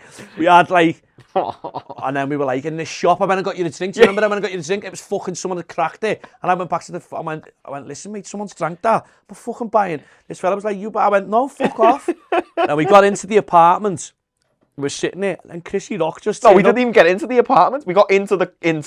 We got through the gate, and she turns up before we even checked in. I was like, so we get into the apartment. Because we were going, as soon as we get to this apartment, I'll get a shower. You get a shower after me. And then I went, so we got there. It was like 30 degrees. Chrissy was sweating because she said she lives up the hill or something. And then we were like, she was like, you have a good day. And we were like, we were sweating. And I went, Chrissy, I'm not being rude or not. And I said, but look, you were setting up. I jumped in the shower. His clothes were stick. I remember, and then I remember like constantly just peeling my shirt off me like a snake skin. Do you remember there was no towel? Oh, and I couldn't find the towel, and it was like a tea towel. And I was like, I was getting dry with the tea towel and that going. And then I think you found towels or something, and I went, you get in the shower, and you were like, no, lad, we'll just get this podcast done. And then I was like, mate, you look like you've been dipped in the sea. Do you know what I mean? I felt like I'd been dipped in the sea. But then Chrissy's story, and this is a mad one. I was not expecting what she said. Neither was I. And like we spoke about like Benidorm and being an actress and being a comedian. The fucking stuff about like an ex-husband, being alcoholic, and she's supported him. That was hard hitting. That was so hard hitting. I just couldn't get over how she actually she dealt with that, and when she was saying about like, you know, going to these meetings and stuff like that, and what made me laugh was when she said she went into that meeting, and she went in. I think it was like, you know, an alcohol thing. Yeah. And she went in and it was for fucking Weight Watchers. Oh, yeah. Remember? And she said the fella was like, you all right? And she went, I can't even fucking get that right. But then again, Chrissy again, she was fucking superb. And then, oh, mate. Yeah, well, then I actually finally got a shower, which was probably the best part. But then we went for a scran, didn't we? We went out for a scran. Didn't we? And because I'm a regular Benidorm punter. Like, it was called Idorm before I turned up. And and I've been like 3 years in the bounce or something now. And I was like, Tony, I know the shortcuts, mate, don't you worry. Taking us down these little mad alleys and that to give us shortcuts to the beach. And I was like, well, if you want a bevy, we'll go. We go to Tiki Beach first? No, we went to where Tiki Beach is, just down the side. There's a bar, yeah, but it had food on. I remember we had the extension lead. We nearly pulled the fucking, because we were charging our phones. Yeah, we'll have a scram, we'll have a bucket of beers. And we were like, they nearly pull the telly off the wall. We were like... I was like, have you got an extension lead? She was like, yeah, I remember ragging it. And I was like... We were just charging our phones. We had that burger. It was nice in there, wasn't it? And then going to Tiki Beach, you said to me, do you want a fat frog? And I was like, oh. And the last time I had a fat frog was in Tenerife years ago, mate. I remember spewing. The main thing behind the fat frog, €18 for a jug cocktail pitcher thing of like any cocktail you wanted, or it was €11 for a fat frog. So that to me is just no conversation. It could be the nicest cocktail on the planet for €18, €20, whatever it was. If something's €11, I mean, the fat frogs. Shout out to the Raz as well. And so I was like, Tony, want to go and get us a fat frog? So you went and got the fat frog, if you remember, right? So you come back with a red and blue straw, and there was a red and blue straw in it, right? And then we were there like that, and you were going, come on, have a bit. And I was like, oh, I don't know. And I went, so anyway, me and you were like having this fat frog like that. Our fucking fods are like touching each other. And I just went, wow, what are we doing here? Looked around and I thought, people are going to think like we're together or something here, and we're fucking like, I went, fuck this, I'm going to get a fat frog. And you were like, well, so we had a fat frog each. Then we got another one. Yeah, each. Yeah. Then it was Chrissy had invited us to a show, didn't she? In the I can't remember where it was in. What's the name tavern was it? I can't remember, but I know. If we were in Benidorm now, I'll be able to walk there. Well, anyway, we went and seen a show, and the show was fucking brilliant. It was class. Yeah. And now we were like VIP. I felt like a little VIP because she was like talking to us. She got us drinks and that. And I was like, "Wow, you don't need to do that."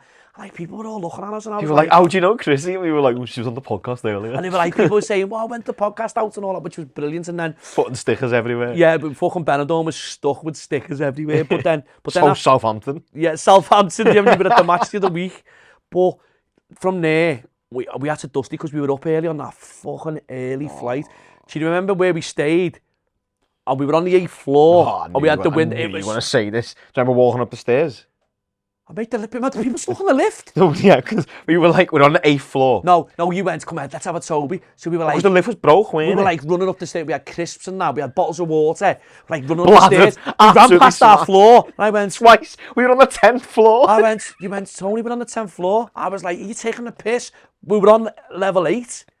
I was like, oh, mate. And then we just went down, got in. I was in a fucking room, which is like a sauna. You were in the living room. And we had the windows open. The windows were open, but then, do you remember like 5, 6 bells in the morning? It was still like party. You do earphones in, eye mask on, I'm gone. I was like, oh, this is... And then we hadn't packed away the equipment. We were half like, I couldn't even get a shower because the shower was just like... Well, yeah, there was no shower curtain. There was no like... handle for it, so you'd have to like freehand it, but then there's no shower curtain, so you're just flooding the gaff. There's like 2 towels. I didn't find towels. The only towels that they were them little shitty ones. Just them little like, you know, I don't even know what you're using them for, just to wash your face or something. Yeah. Gym towels basically, aren't they? Yeah. And that's all we had. And then we obviously, like you said, we're packing all the gear away when we doing it in the morning. We done it in the morning. It was like, and then we had to get a taxi on the road. Outside, we got a taxi, we got to fucking Benidorm. We got to Alicante, didn't we? And then we got in the airport, mate. It was just like, and then in the queue, Remember how long you were in the queue for? I was in the queue because I had to put the case through. But that was a fucking funny trip. Then we done Andy Clark. It took longer to get from here to Barnsley because there was a big boxing show. Andy Clark, Sky Sports boxing. His story was brilliant, but it took longer to get from here to fucking Barnsley.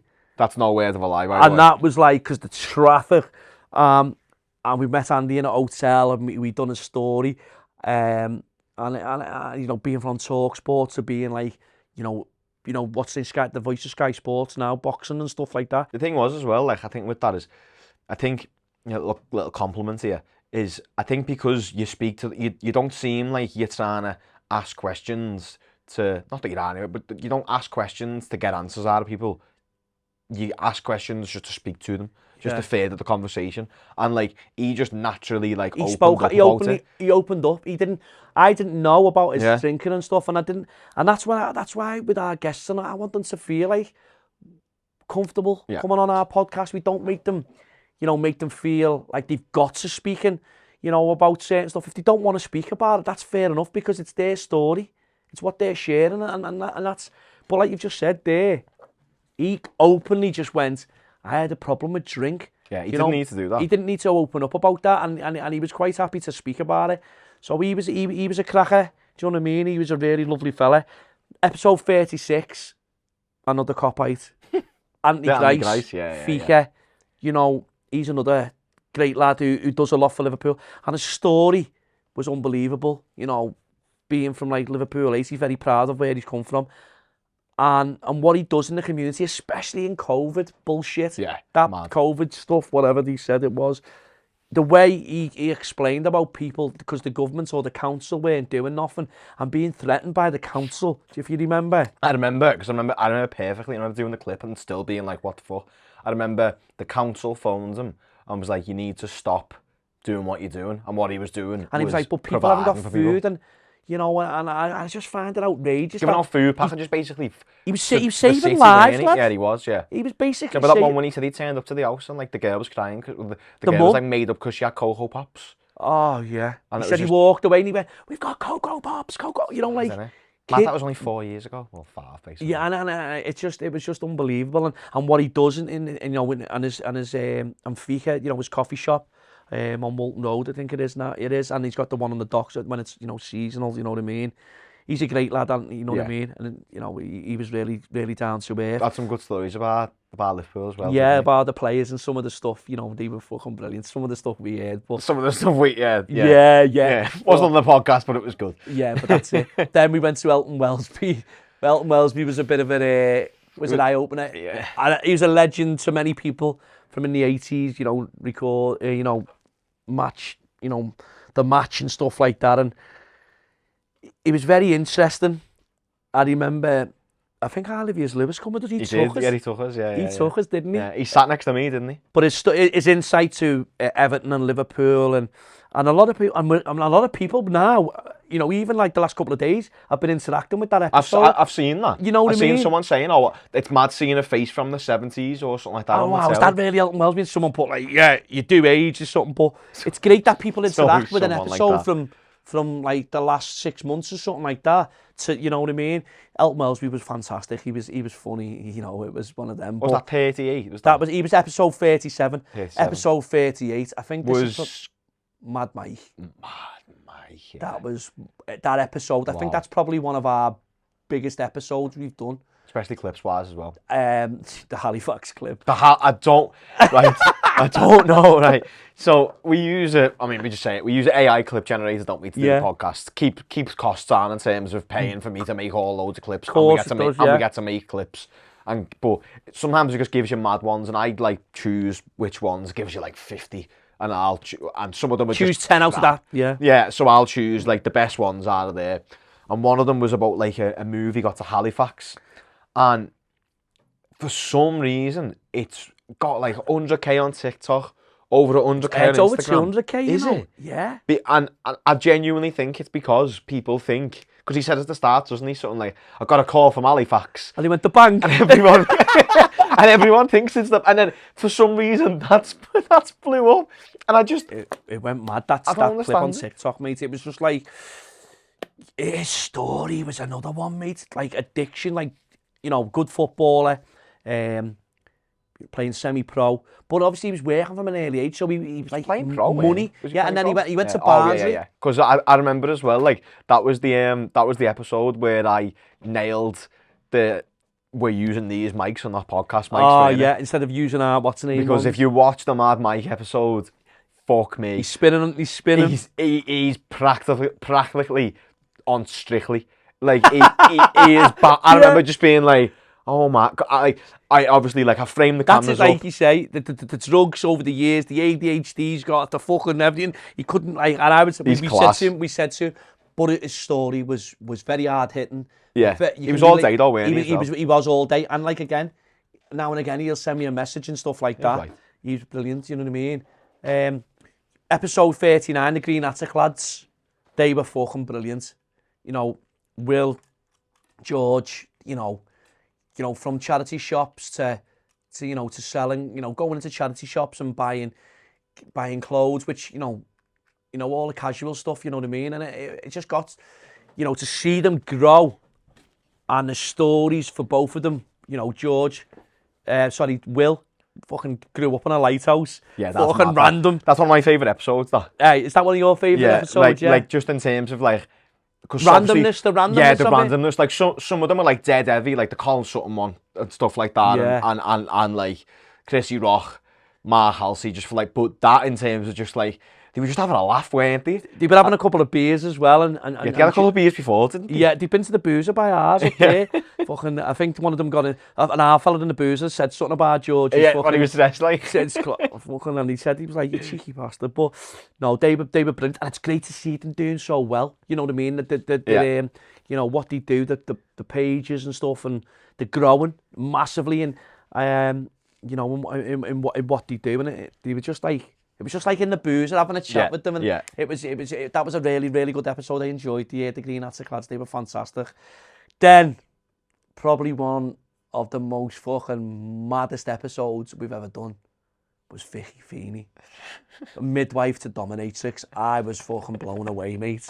Do you remember when I messaged you? Yeah. And I said to you, I sent you the clip, and you were like, "How the fuck do you find these people?" And I'd come across Vicky. Yeah. Because she's got a podcast called the Padded Cell Podcast, and she spoke about it. I seen a clip. So when we post our clips and all that, you'd always have a scroll and all that, don't you?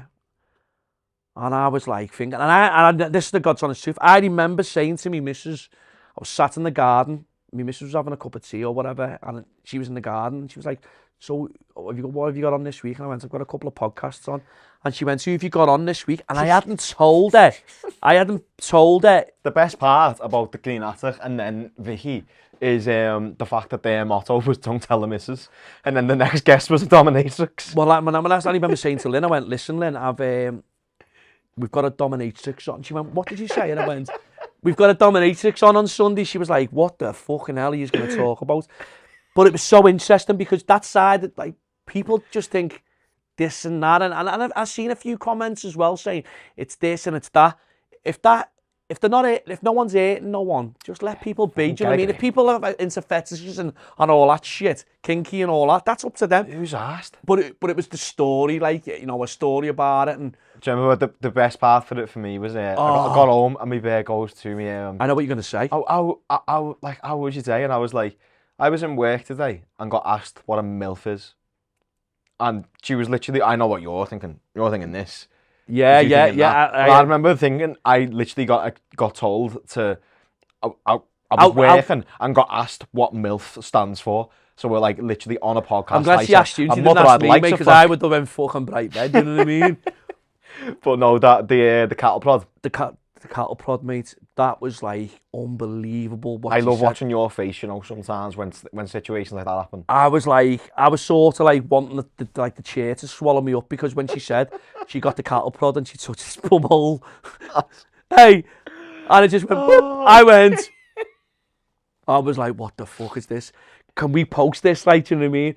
But she was brilliant, and she was lovely. She was so sound, she was one of me. That was one of my funniest episodes. That.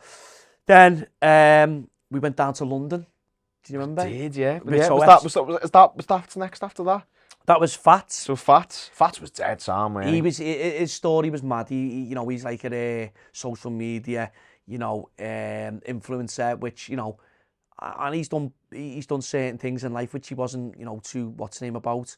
He knows as well. And he knows, and he owned it and stuff. And some of and he was telling us stuff about the hating that he gets. And I remember one of the clips we posted and all that, and it fucking done really well. And it was one of them. And it's the mental health one, was that? no, it was the one about like the homeless. Oh, it was when he turned his life around, and he said, "I never done it, filmed it there and then." And I think people got, well, why did you post about it? Because I think he posted about it because instead of him spending 200 quid on coke and on a night out, and that's when he turned his life around, he went and bought sleeping bags, and you know what I mean.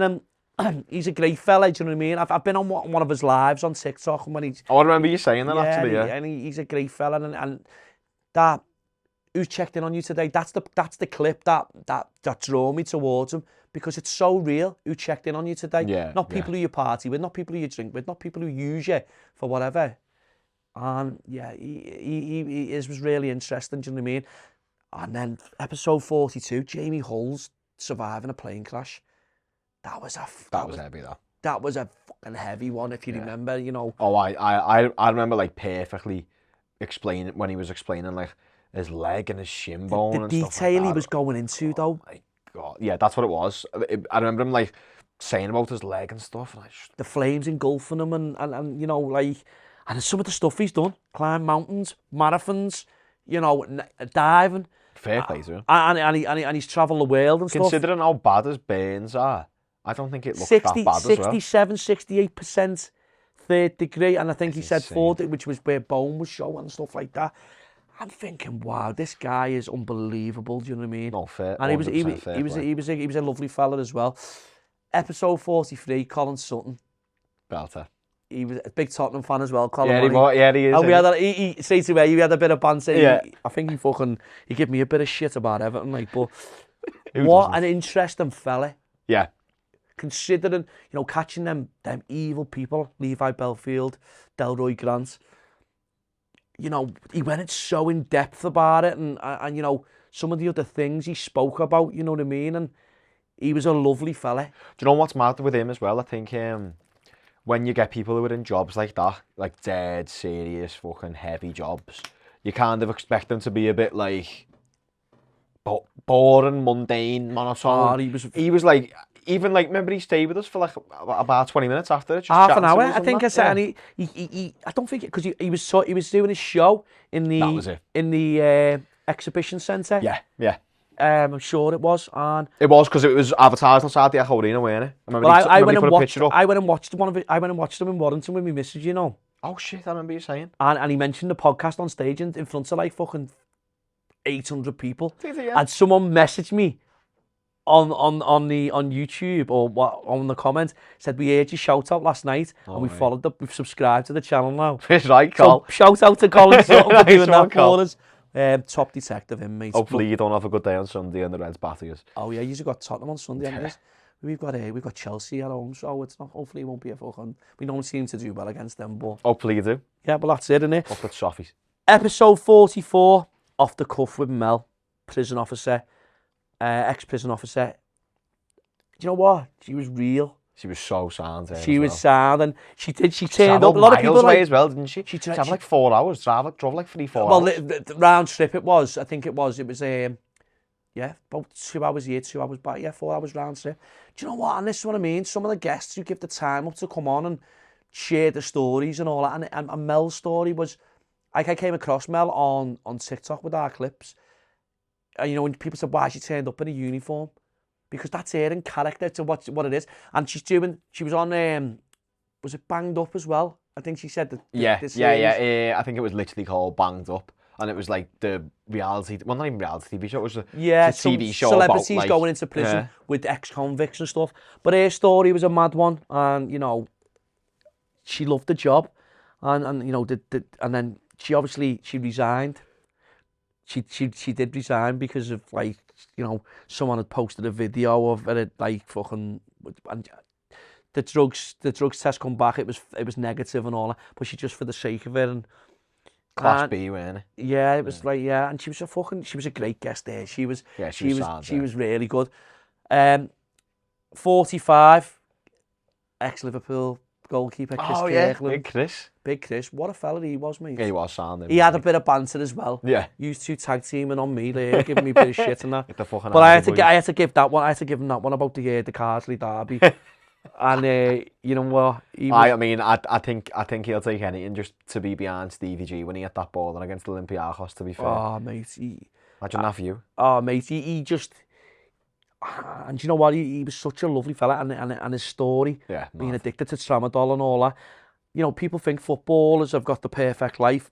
They're all human, mate. They're 100%. All the same as us. Do you know what I mean? It's one of them. But even, do you remember the one where he said Rafa called him back from pre-season? Rafa called him back from his holiday in pre-season to tell him that he doesn't want an English goalkeeper. He couldn't have waited till he come. And you know, like stories, like in-depth stuff like that. Because I know sometimes, you know, they don't really disclose certain things, but he opened up so much. Manager Rafa Benitez. Yeah, oh yeah. Oh God, less said about that, the better, mate. Rafa the Jaffa. But no, but I think he managed Liverpool as well. Yeah, he did. Yeah, he did a few bits about Liverpool. Oh, exactly what it was. Yeah. Well, we won't say too much about that. But yeah, Chris Kirkland, what a fella, and what he does for mental health and stuff like that. Food banks, everything. I think he's an ambassador for. He's in the foundation, I think, as well. Yeah, at Liverpool. Is he? Or he does something with Liverpool now, in a capacity. I can't remember. Something along those lines. But it's fantastic what he does. Episode 46, John Burton. Wow. This one of my favourites. Was that one of your favourites? And this was like almost 3 hours long. John, I like I say, I knew John anyway, because he used to live around here, but he's originally from Liverpool and stuff. And originally from Bayard? Yeah, he is from there. But the thing was, his story was so like, of what he's done, and you know, when he wasn't glorifying it or whatever, it was certain situations that he doesn't want young kids to get into, the same situation that he done, and how his life turned, where he, you know, category fucking A prisons, and family travel up and down the country, and what he's doing today to help people getting like prisoners. Because, you know, when they come out, there's not a hope in hell for them. His story was just so, you know, even though it was 2 hours 45, something like that, yeah. It was a great episode, and it's doing really well. Do you know what I mean? A lot of people over the past couple of days or the past week, I've seen comments on his reels on TikTok, people saying, "Please, how do we get in touch with?" Really? And I swear to God, mate, I don't know if you've seen them, and it's just like my husband's Inside Connections, if you'd ask him. Inside Connections do unbelievable stuff. Giving people a second chance, and it's fantastic to what they do. Do you know what I mean? John Burton, fantastic fella, big Evertonian as well. Yeah, do you know what? You're probably winning though. I am. I think I am. Or maybe Chris Kirkland, maybe you're ahead, and then maybe you're equalised. Well, we're close anyway. We are very close to not like a league Evertonians guests and Liverpool guests. But for episode 47, the UK's most feared comedian, Frankie Allen. I tell a lie, this is my favourite. Frankie Allen is just the best. Some of the stuff. I mean, I knew Frankie Martin's real name, but Frankie Allen, his story. And you know what? It was lovely to get when he messaged, because we sent him the podcast, and he said that he really enjoyed the podcast, and he you know, the way it come about, the funny stories, Howard Kendall stuff. But it was lovely to get a compliment like that, you know what I mean? To say, like, he really enjoyed that podcast. And you could tell as well. He you know, and even his son, Will, he phoned me, you know, when the podcast went out on the Monday, went out on the Sunday. And I just said to him, no, it's had really good feedback and stuff like that. And, you know, there was another clip that went out, and it was people, you know, because people like, fucking hell, it was like about woke comedians or so, or woke, what's woke and all that. Yeah. And I was just like, oh no, what's going on here? From Frankie Allen to episode 48, Kez the Guru, young, you know, Manchester lad. Again, you know, very interesting. But then you get a lot of like people, you know, and I've spoke to Kez very recently, even when I was away. Did you? Yeah, and he's coming for a lot of what's name, saying, oh, it's this, that, it's a He knows, though. And listen, he said, it was mad, and I was like, fucking hell, how'd you deal with stuff like that? And he's like, Tony, it just doesn't, what's it? And his story was interesting he was an entrepreneur from an early age, selling sweets in school, DS games on certain things. Yeah, he had like modded Pokemons or something like that. And all stuff like that. And then from there, and a story about like he didn't ever want to get involved and go down the wrong route. And now, from a council estate to Egyptian estates, he's fucking buying properties and stuff. And it was very interesting to hear that. And it's good to see like a kid who was in school selling Lucasades and Pokemon cards and stuff to where he's at now. And it's great to see that he's doing that, you know what I mean? And it was very, very interesting, wasn't it? It was, to be fair. I think some of the stuff that you're saying, you're like, what? Like, as if that's a thing. Obviously, I know a little bit about crypto as well, but when he was talking about crypto, and you're like, I just can't even be bothered, mate. Do you know what I mean? Even trying to learn all that. It was fucking madness, but it was a really interesting episode, and a lot of people have interacted with that.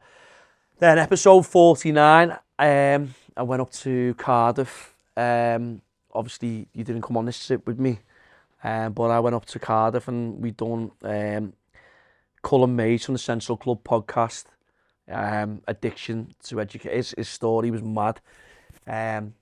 He was a heroin addict, addicted to heroin. He was in and out of jail. His story was just like, shoplifting.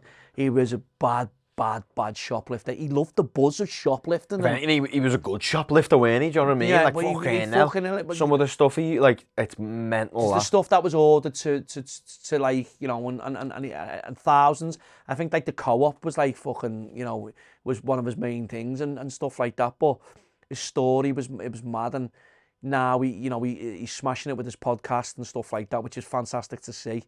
But also, his missus, he's engaged and stuff like that, and and him and his missus are happy and stuff like that, and it's just happy to see to be where his life was at, you know what I mean? And I just, it's great to see, to see it happening and to consider him where he was at, you know what I mean?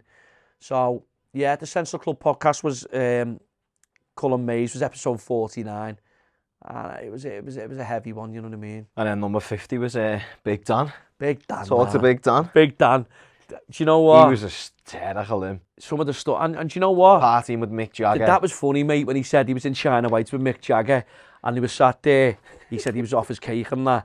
I think he was minding him because he was a big lad, and he used to do like security work for like celebrities and stuff. But then, when he was saying fucking carp fishing and all, did you go fishing?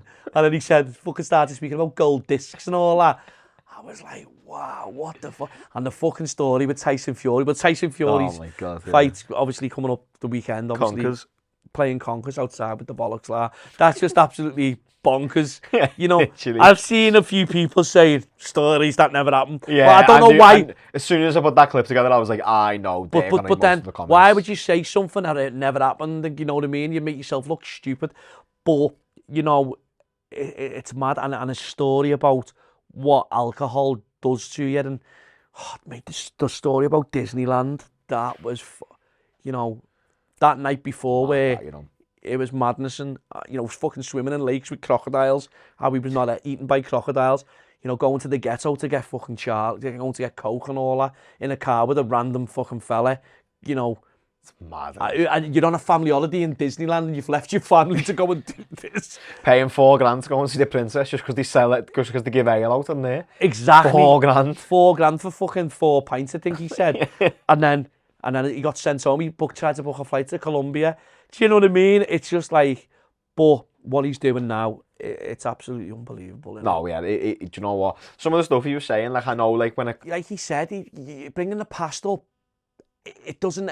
It's about now, the future. It's about where you're at now, and he is real, and I think that's why people go to him and what he's doing in Spain as well.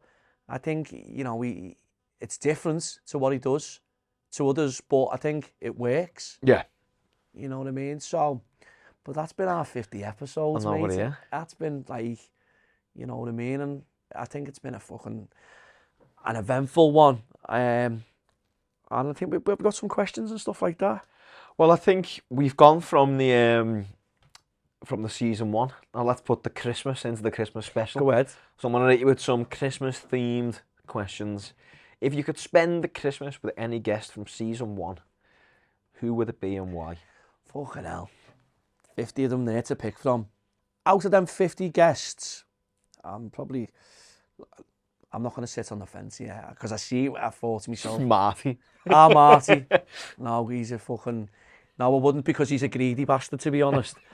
So Christmas dinner, you know, that's me. He comes to ours, mate, and he just, what chocky have you got? What bickies have you got? He's in the cupboard and all that, mate, and he's just like, goes to the bog and eats fucking 6 biscuits in the bog, so you don't see him now, I'm only messing. But, yes, yeah, peeling an orange in his pocket, mate. You know what I mean? He's a door in his life. But, no, our Marty would probably be the easy selection there. Looking at them, off the top of my head, do you know what? I'd probably say, do you know what? Rodriguez, no, Vanessa Freak. Okay. Vanessa Freak. That's the only, because I went, do you know why? Them ones, it's like, because, you know, I think you're going to say Vicky. No, fucking hell, mate. Imagine that. No. Imagine getting that turkey out. Yeah, no, none of that, Getting the anal beads out the turkey. No, fuck that. No, Vanessa Freak, she'd be probably, yeah, because she's just she was just so lovely, you know. She was dead. And we went into her home, she was dead welcoming, and her home's lovely. It used to be an old pub, I'm sure it was. Or it was an old cut. I'm sure it might have been an old courthouse or an old pub or something. And it was lovely. Vanessa Freak, I'd say, because I know she'd make a belter Christmas dinner or something. I like it. And what's your favourite moment from the Good, the Bad and the Ugly podcast so far? Just everyone sharing the stories. Yeah, just chatting. Yeah. I've said this on many of the episodes, and I've said it to me. I enjoy people listening to people. Yeah. And I've said I'd love to, in some way, shape or form, I'd love to like try and go into places and speak to workplaces or universities. And listen, I know we're a no, but you know what I mean? But what our podcast represents is every person in every walk of life. Yeah, 100%. Has had the good, the bad and the ugly in their life. And that's why I think, that's why I love doing the podcast. Because there's people out there who've had worse, you know, experiences in life, but they've come through it, and they come on and they share the story. They're not scared to share the story. So yeah, like everyone, like people coming on the podcast and sharing the stories with us. Well, nice. So what do you reckon is your most surprising guest and why? Wow, most surprising guest. Most surprising guest, I'd probably say. The child protection one was a bit not surprising guest. I mean, it was just the depth of what they go through to catch people, and the lengths that these people go to. That was a bit of a what's the name one, and like stomach turning. It was horrendous. Do you know what I mean? That was probably a bit of a shock one where I was like, wow. I knew what I was preparing myself for, but even the next day when I come into here, the next morning about 7 o'clock, I was in here in the morning, and I remember like, wow. I went home and I couldn't sleep. Really? Yeah. So yeah, I'd probably say that one, the child elusive protection. On more of a lighter note, what is your favourite Christmas film? Well, mine, Home Alone. 1 or 2? Fucking 1, mate. Yeah. Kevin McAllister. Correct. And his brother's better. His brother's decent as well. Do you know he's actually named Alexis McAllister's brother's called Kevin McAllister, and he's literally called Kevin McAllister from Home Alone. Fuck off. I'm not messing. Alexis had an interview with Gary Lineker, and he said it on the podcast. Not even saying the best. No way, mate. What is the biggest lesson you've learned from season 1? Biggest lesson is, you know, there's so many people out there who have been through so much, and when you hear people's stories, you know, it's very hard hitting. The lesson I've learned is there's always somebody else out there who is less fortunate or whatever, and it really makes you think, you know, you might have had serious goings on in your life, and there's always somebody else who's worse off than you. Do you know what I mean? So us doing this podcast maybe gives people hope, you know what I mean, who've been through certain situations in life, and they come across our podcast and they see a guest and they've been through that, and then they go, wow, I can turn my life around. And so, yeah, biggest lesson I've learned is probably there's always people out there who are a little bit worse off. When you get them, like, replies or DMs or whatever about people saying, you know, this has affected me, or in a good way, in a negative way, like, what's the one piece of feedback or fan comment that meant the most to you? Probably a lady who I know, the Chrissy Rock one. What Chrissy Rock spoke about, this lady, and I'm talking, sent me a message about that big, mate. Yeah. And I know the lady personally, and I was blown away. I couldn't believe it. I was like, wow.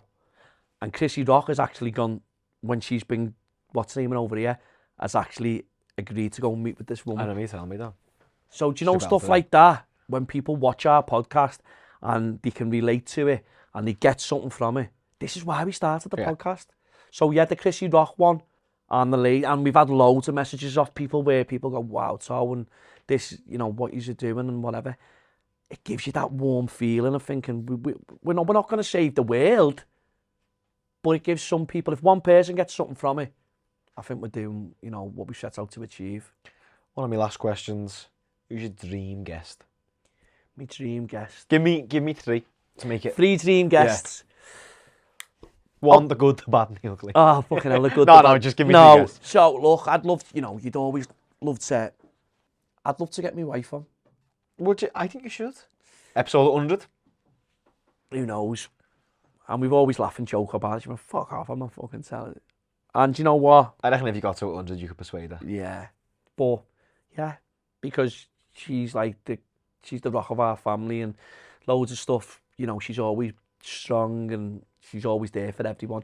She always puts everyone else first and stuff. But she's been through a lot of stuff in her life, and whether she'd share it, which, you know, only we know, and, you know, it's stuff like that. But how lovely is he, eh? Yeah. How lovely is he? No, how cute's that? But then again, from he doesn't have to keep on the dog's bed tonight. I think I will by the time we get home. But that's very true. Fucking, same, to be fair. It's gone midnight here. But look, no, me missus 1, 2.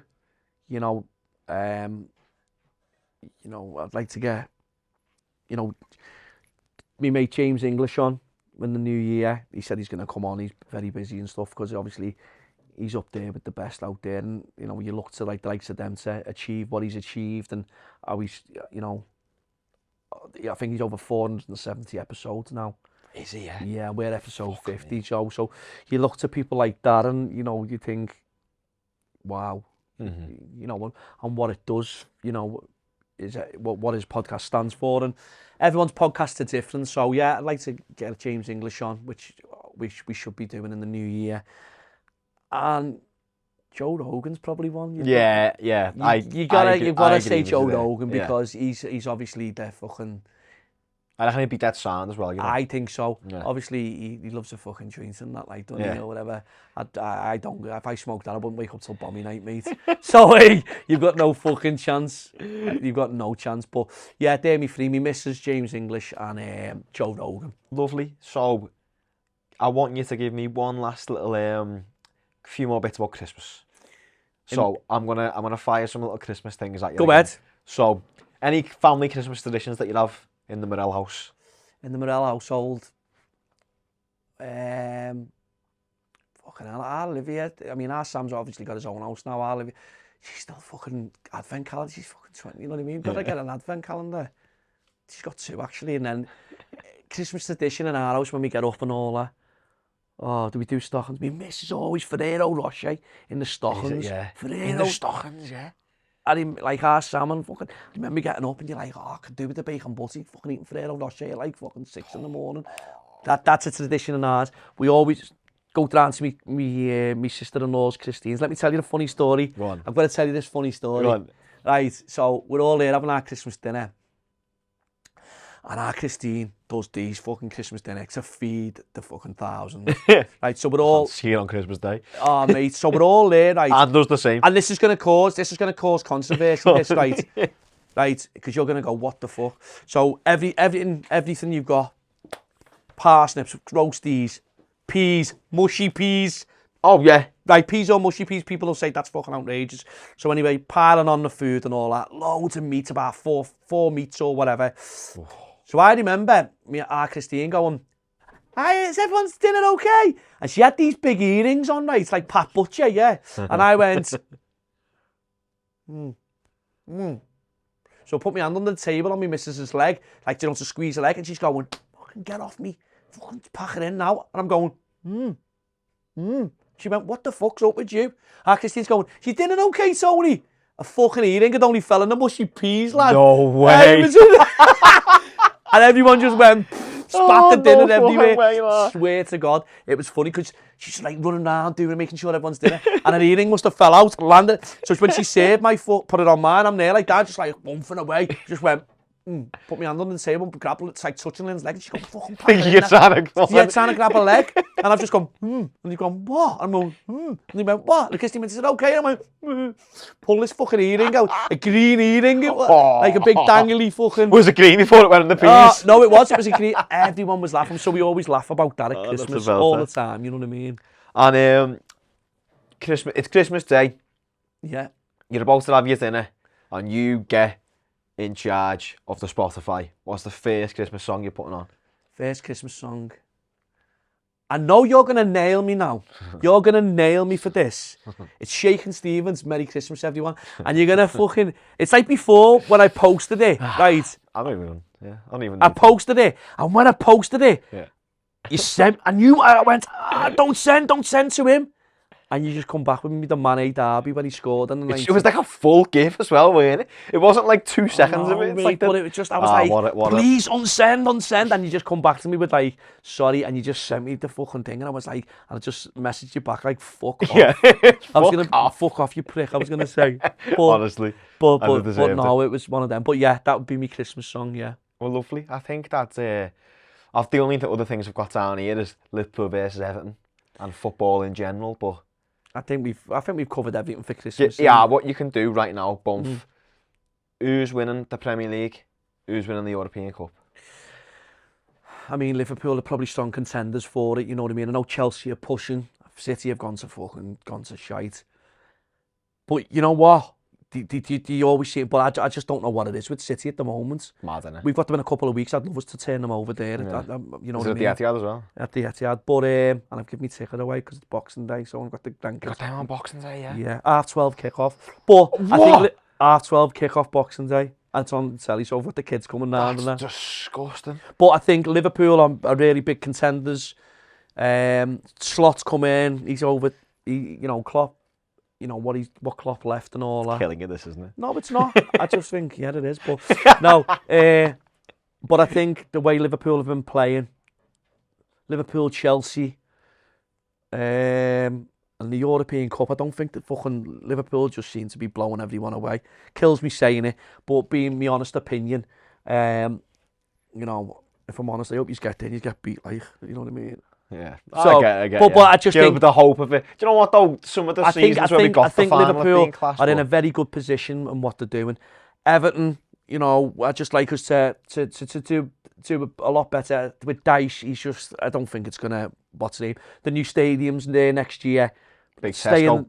Yeah, the cone. What I remember. I remember the cone. I remember the cone. It's just. Didn't he play up front for you as well? Yeah, he did. Yeah, Cone. But no, I just think with Everton, we stay in the league. And I hate to just staying in the league. Yeah, we've got to try and. But I don't think Dyche is going to be offered a new contract and whatever. Depending. Is it gone in the summer? Apparently so. Yeah. But I don't know. It could be very true. I don't know. But yeah, that's my predictions. That's been lovely. That's been a lovely special. One last thing before we go, because I know it is 12:05, 10:12 now, fucking hell. I think 2025, with what we've got planned, the first January, we have got 16 episodes in January to record. in London, here. So that's 3 months worth of content, what we're going out. And some of the guests we've got on, I think it's lovely that people reach out to us and they want to come on our podcast. And I'm just like, I'm proud of what where we're at. And we've got a lot more we're not perfect. We've still got a lot more to give. But I think people are noticing the Good, the Bad and the Ugly podcast out there. So I'm proud of what we're doing and there's much, much more to come. So have a lovely Christmas, you filthy animals.